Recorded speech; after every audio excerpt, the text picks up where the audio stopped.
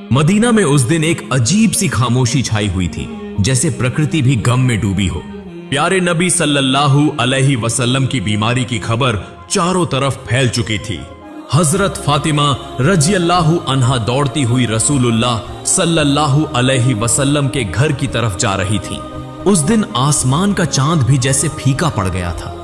सहाबा-ए किराम बैठे हुए थे, किसी की आंखों में आंसू थे, किसी का दिल पत्थर की तरह बोझिल हो चुका था। कोई कुछ बोल नहीं रहा था, बस खामोशी से सिसकियां लेकर रो रहे थे। इधर मोहम्मद रसूलुल्लाह सल्लल्लाहु अलैहि वसल्लम बीमार हालत में अपने घर में मौजूद थे। पास हजरत फातिमा रजियल्लाहु अन्हा और अम्मी जान आयशा रजियल्लाहु अन्हा मौजूद थीं। तब नबी करीम सल्लल्लाहु अलैहि वसल्लम ने फरमाया, ए आयशा, अबू बकर को खबर दो। लेकिन वो इत्तला देने से पहले ही कमरे में दाखिल हो गए। तब नबी करीम सल्लल्लाहु अलैहि वसल्लम ने फरमाया, ए अबू बकर, मैं तुम्हारे पास एक अमानत छोड़ के जा रहा हूं, तुम मेरे सहाबा का ख्याल रखना। ये बातें हो ही रही थीं कि अचानक घर का माहौल बदल गया। एक अजीब नूर घर के आसपास फैलने लगा। हजरत आयशा रजियल्लाहु अन्हा हैरान होकर इधर उधर देखने लगी। घर के बाहर एक हसीन व जमील शख्सियत खड़ी थी। नबी करीम सल्लल्लाहु अलैहि वसल्लम ने फरमाया, दरवाजे के बाहर कौन खड़ा है? ए फातिमा, दरवाजा खोलो। हजरत फातिमा रजियल्लाहु अन्हा ने कहा, या रसूलुल्लाह, मैं उन्हें पहचान नहीं रही, वो एक बेहद हसीन व जमील शख्स हैं। तब रसूलुल्लाह सल्लल्लाहु अलैहि वसल्लम ने फरमाया, तुम उन्हें कैसे पहचानोगी? वो एक ऐसी खूबसूरत हस्ती हैं जो जहां जाते हैं कभी खाली हाथ वापस नहीं आते। वो और कोई नहीं बल्कि हजरत अजराइल फरिश्ता हैं। ये सुनते ही हजरत फातिमा रजियल्लाहु अन्हा की आंखों से आंसू बहने लगे। फिर हजरत अजराइल अलैहिस्सलाम ने सलाम करके घर में दाखिल होने की इजाजत मांगी और कहा, अस्सलामु अलैक या रसूलुल्लाह, या रहमत लिल आलमीन, अल्लाह रब्बुल आलमीन ने आपको सलाम भेजा है। अल्लाह ताला ने मुझे आपके पास भेजा है। या रसूलुल्लाह, अगर आप इजाजत दें तो ही रूह कब्ज करूंगा, वरना वापस चला जाऊंगा। आप जितने दिन चाहें इस दुनिया में रह सकते हैं। तब नबी करीम सल्लल्लाहु अलैहि वसल्लम ने फरमाया, ए अजराइल अलैहिस्सलाम, मेरा तो अल्लाह से एक बात कहना बाकी है। अजराइल ने पूछा, या रसूलुल्लाह, कौन सी बात बाकी है? तब रसूलुल्लाह सल्लल्लाहु अलैहि वसल्लम ने फरमाया, मेरा भाई जिब्राइल कहां है? मैं उससे मुलाकात करना चाहता हूं। उस वक्त हजरत जिब्राइल अलैहिस्सलाम पहले आसमान पर थे। ये सुनते ही फौरन रसूलुल्लाह सल्लल्लाहु अलैहि वसल्लम के घर में दाखिल हो गए। कमरे के अंदर एक गैर फानी नूर की रोशनी फैल गई। उस नूर के बीच में हजरत जिब्राइल अलैहिस्सलाम खड़े थे। उन्होंने फरमाया, या रसूलुल्लाह, ए अल्लाह के पैगंबर, आप क्यों रो रहे हैं? मोहम्मद रसूलुल्लाह सल्लल्लाहु अलैहि वसल्लम ने फरमाया, ए भाई जिब्राइल, मैं इसलिए रो रहा हूं कि जब मैं इस दुनिया से चला जाऊंगा, मेरे गुनहगार उम्मतियों का क्या होगा? तुम मेरे रब से यह बात जाकर मालूम करो। यह सुनकर हजरत जिब्राइल अलैहिस्सलाम फौरन अल्लाह के अर्श की तरफ रवाना हो गए। अल्लाह रब्बुल आलमीन सब कुछ जानते थे, उसके बावजूद अजीम रब्बुल आलमीन ने हजरत जिब्राइल अलैहिस्सलाम से पूछा, ए जिब्राइल, तुम क्यों रो रहे हो? जिब्राइल अलैहिस्सलाम ने अर्ज किया, ए मेरे अजीम रब, ए अल्लाह रब्बुल आलमीन, मैं तो आपके प्यारे हबीब, प्यारे रसूल के लिए रो रहा हूं, और आपके प्यारे रसूल अपने गुनहगार उम्मतियों के लिए रो रहे हैं। तब अल्लाह रब्बुल आलमीन ने फरमाया, ए जिब्राइल, जाओ, ये खुशखबरी दे दो कि उन्हें किसी बात की फिक्र करने की जरूरत नहीं। मेरे प्यारे हबीब अपनी उम्मत के लिए जिस तरह मोहब्बत और रहम करते हैं, अल्लाह अपने बंदों पर उससे भी ज्यादा मेहरबान है। क़यामत के दिन मेरे प्यारे हबीब जब तक खुश नहीं होंगे, तब तक उनकी उम्मत के गुनाह माफ होते रहेंगे और वे बगैर हिसाब के जन्नत में दाखिल होंगे। ये खुशखबरी मिलते ही हजरत जिब्राइल अलैहिस्सलाम निहायत तेजी के साथ रसूलुल्लाह के घर में दाखिल हुए। तब रसूलुल्लाह ने फरमाया, ए भाई जिब्राइल, अल्लाह रब्बुल आलमीन ने क्या फरमाया और तुम क्यों रो रहे हो? हजरत जिब्राइल अलैहिस्सलाम ने अर्ज किया, या रसूलुल्लाह, ए अल्लाह के पैगंबर, अल्लाह आपका इंतजार कर रहा है। अल्लाह ने आपको खुशखबरी दी है और मैं इसलिए रो रहा हूं कि आज के बाद मैं कभी वही अल्लाह का पैगाम लेकर नहीं आ सकूंगा। मैं इस दुनिया के बहुत से अंबिया किराम के पास वही लेकर आया, लेकिन सबसे ज्यादा बार तो आप ही के पास आया हूं। आज मेरा दिल बहुत बोझिल है। तब रसूलुल्लाह ने फरिश्ते को तसल्ली दी और फिर मोहम्मद रसूलुल्लाह ने हजरत अजराइल अलैहिस्सलाम को इजाजत दी। इस पर हजरत अजराइल फरिश्ते ने सबसे पहले अपना हाथ रसूलुल्लाह के सीना मुबारक पर रखा। तब नबी करीम ने फरमाया, ए भाई अजराइल, जान निकालने की जितनी तकलीफ है वो मुझे दे देना, मगर मेरी उम्मत को ना देना। तब हजरत अजराइल ने कहा, या रसूलुल्लाह, आपको परेशान होने की जरूरत नहीं। आपकी उम्मत में जो सच्चे ईमान वाले होंगे उनकी रूह इस तरह कब्ज की जाएगी जैसे एक बच्चा मां की गोद में दूध पीते पीते सो जाता है। यह सुनकर रसूलुल्लाह मुतमिन हो गए। फिर आहिस्ता आहिस्ता बहुत इज्जत व कहार के साथ यह अमल मुकम्मल हुआ और रसूलुल्लाह की रूह मुबारक अल्लाह के अर्श की तरफ ले जाई गई। हजरत फातिमा रजियल्लाहु अन्हा, अम्मी जान आयशा रजियल्लाहु अन्हा गोया खामोश साकित बेजुबान हो गई। फिर दुनिया रुक सी गई, मदीना की हवाएं थम सी गई, जमीन चंद लम्हों के लिए जैसे साकित हो गई। तमाम मखलूक रोने लगी। यह खबर बहुत जल्द पूरे मदीना में फैल गई। यह खबर सुनकर हर मुसलमान का दिल टूटकर रेजा रेजा हो गया। उनके दिल छलनी हो गए, जमीन उनके कदमों तले निकल गई। रहमत वाले नबी के आशिक, जिंदगी भर के साथी और जान निसार साहबा जो आपको अपनी जान से भी ज्यादा चाहते थे, वो इस खबर को सुनकर कई तो बेजुबान हो गए और कई बच्चों की तरह झारो कतार रोने लगे। एक सहाबी हजरत अब्दुल्लाह बिन अंस रजियल्लाहु अन्हु ये खबर सुनकर गम की शिद्दत से जान की बाजी हार गए। इधर हजरत बिलाल रजियल्लाहु अन्हु मस्जिद के एक कोने में बेतहाशा रोते हुए कह रहे थे, मैं अजान कैसे दूंगा? मेरी जबान कैसे लेगी उस नाम को जो आज हमारे दरमियान नहीं रहे? कोई उन्हें तसल्ली नहीं दे पा रहा था। फिर वो बेबस होकर पागलों की तरह इधर उधर भागने लगे। जिससे मिल रहे हैं उनसे पूछते जा रहे हैं, क्या तुमने मेरे प्यारे नबी को देखा है? लेकिन कोई कुछ नहीं कह पा रहा था क्योंकि सबकी हालत एक जैसी थी। कौन किसको दिलासा देता? इधर यह खबर हजरत उमर रजियल्लाहु अन्हु के कानों तक पहुंची। हजरत उमर रजियल्लाहु अन्हु जैसे अकलमंद, बहादुर और दाना सहाबी जोर जोर से रोने लगे, तलवार निकाली और कहने लगे, मेरे प्यारे नबी कभी वफात नहीं पा सकते। जो कहेगा कि हमारे नबी का इंतेकाल हो गया है, मैं उसे तलवार से 2 टुकड़े कर दूंगा। वो हमें छोड़कर नहीं गए, वो हमारे दरमियान मौजूद हैं। उसी समय हजरत अबू बकर रजियल्लाहु अन्हु वहां पहुंचे और फरमाया, ए मदीने के लोगों, जान लो कि सिर्फ अल्लाह ही हमेशा जिंदा रहने वाला है। वह कभी नहीं मरता। वही अजीम है, वह सबसे आला है। इस दुनिया में जितने भी नबी और रसूल तशरीफ लाए, सबको एक दिन मौत का जायका चखना पड़ा। उसी तरह हमारे रसूल ने भी आज मौत का जायका चखा, लेकिन वह तो जिंदा है अपने पाकीज़ा अमल में, हमारे दिलों में। फिर हर सहाबी सिसक सिसक कर रोने लगे। उस दिन मदीने की फजा बोझिल हो गई। मदीने की गलियों में रोने की आवाजें गूंजने लगी। औरतें अपने घरों से बाहर निकल आईं। बच्चे खौफ के मारे मां के दामन से लिपट गए। मर्द एक दूसरे की तरफ खामोशी से देख रहे थे।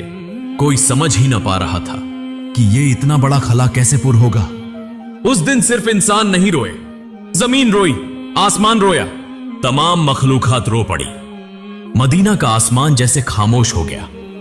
फिर हजरत अबू बकर रजियल्लाहु अन्हु आहिस्ता आहिस्ता महबूब नबी के घर की तरफ बढ़े।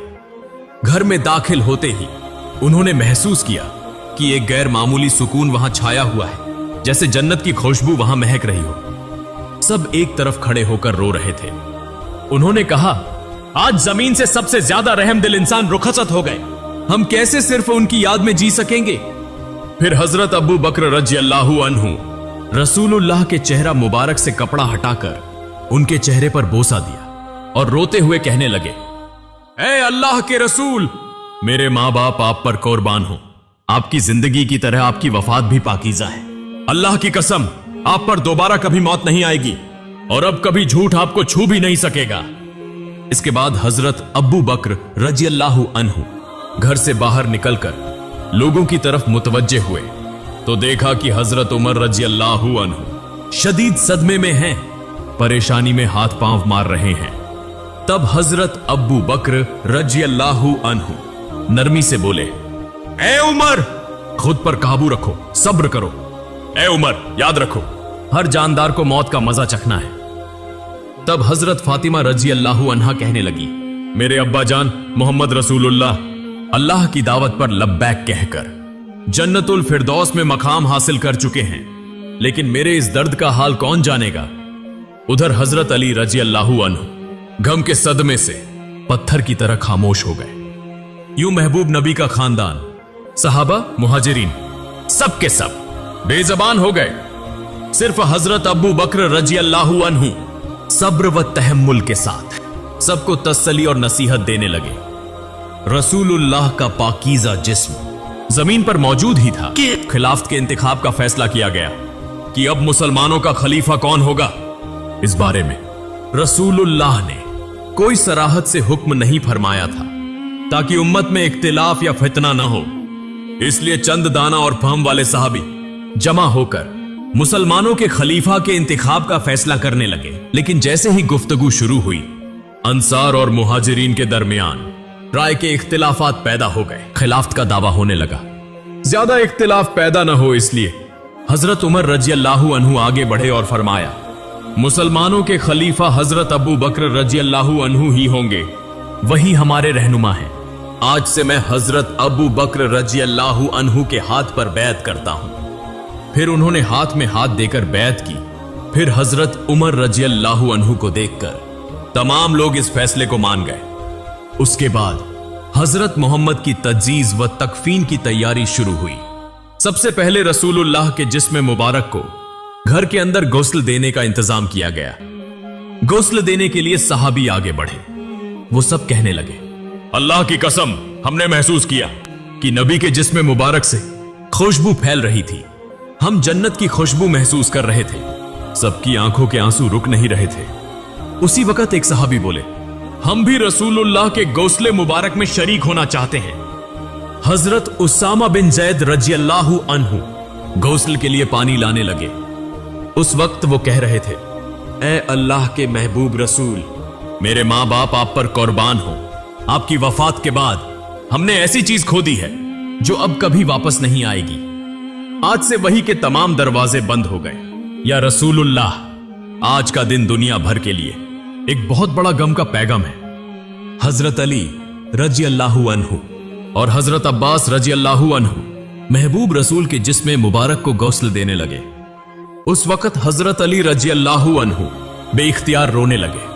आंसू उनकी आंखों से जारी हो गए और वो दिल से कहने लगे, या रसूलुल्लाह, मैं आपको कैसे गौसल दूं? आप तो इस दुनिया के सबसे अजीम और पाकीज़ा इंसान थे। या रसूलुल्लाह, आपके जिस्म मुबारक जैसी खुशबू मैंने कभी किसी में महसूस नहीं की। तमाम सहाबा ने इसी तरह मोहम्मद रसूलुल्लाह के जिस्म मुबारक को गौसल दिया। गुस्ल के बाद 3 सफेद कपड़ों में कफन का इंतजाम किया गया। लेकिन रसूलुल्लाह के जिस्म मुबारक को कहां दफन किया जाए, इसी पर सहाबा में इख्तिलाफ पैदा हो गया। किसी ने कहा उहुद के मैदान में दफन किया जाए, शोहदा के करीब। किसी ने कहा जन्नतुल बकी में दफन किया जाए। ऐसे ही राय मुख्तलिफ होने लगी। तब हजरत अबू बकर रजी अल्लाह अन्हु ने फरमाया, मैंने नबी को यह फरमाते सुना है, जिस नबी का जहां इंतकाल हो उसे वहीं दफन किया जाए। मजीद फरमाया, नबी करीम ने यह भी फरमाया कि मुझे ऐसी जगह दफन करना जहां कोई मस्जिद न बन सके। इन बातों की रोशनी में हजरत आयशा रजी अल्लाह अन्हा के घर में जहां नबी करीम ने विसाल फरमाया, वहीं दफन का इंतजाम किया गया। फिर एक अहम सवाल सामने आया, नबी की नमाज जनाजा कौन पढ़ाएगा?